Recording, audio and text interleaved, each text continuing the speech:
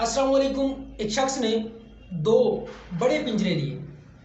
उन पिंजरों में एक एक मेमने को रख दिया। मेमना यानी कि भेड़ का बच्चा। उन दोनों बच्चों की, भेड़ के बच्चों की सेहत बिल्कुल बराबर, वजन में बराबर, साइज में बराबर, हर चीज़ में बिल्कुल देखने में यानी कि बिल्कुल एक जैसे, किसी किस्म का कोई फर्क नहीं। और उन दोनों पिंजरों के दरमियान में एक और बड़ा पिंजरा रखा जिसमें एक भेड़िए को छोड़ दिया गया। अब वो जो बड़ा पिंजरा था जिसमें भेड़िया था, वो भेड़िया एक मेमने को देख सकता था और वो मेमना भी उस भेड़िए को देख सकता था। तो दूसरी साइड पर एक दीवार थी और यहाँ दूसरा मेमना था।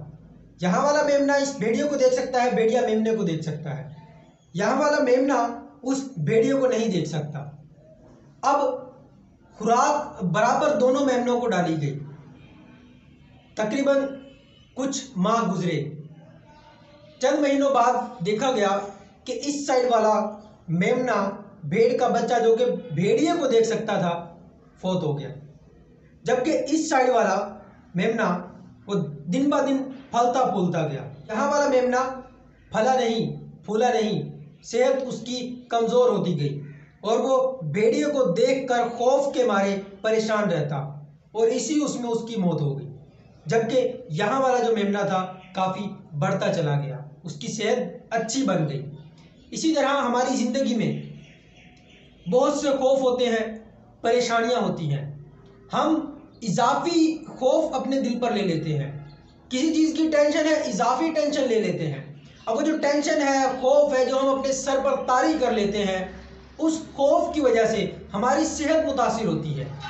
जैसे उस मेमने की सेहत उस खौफ की वजह से मुतासिर हुई कि ये भेड़िया मुझे खा लेगा, ऐसे ही हम भी परेशान रहते हैं कि मुझे ये हो जाएगा, वो हो जाएगा, अगर ऐसा ना हुआ तो ऐसा हो जाएगा।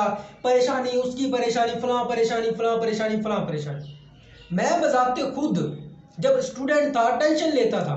हॉस्टल में जब बंदा रहता है, घर वाले आप पर खर्चा करते हैं, आपको पढ़ाना चाहते हैं, आपसे उम्मीदें वाबस्ता रखते हैं और आप पढ़ते हैं, तो आपके जहन पर एक टेंशन, एक बोझ रहता है कि मुझे पढ़ना है।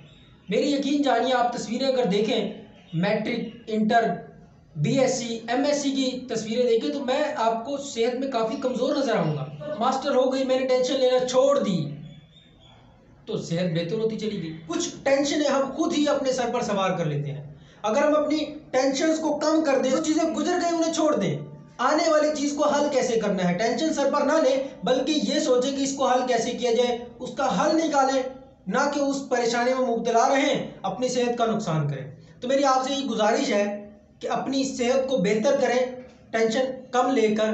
टेंशन वो लें जो बनती है, थोड़ी टेंशन लें, काम ज़्यादा करें, ज़्यादा सोचें। ये ना हो कि आप ज़्यादा टेंशन लें, काम कम करें। मैं चलता हूँ। Thank you.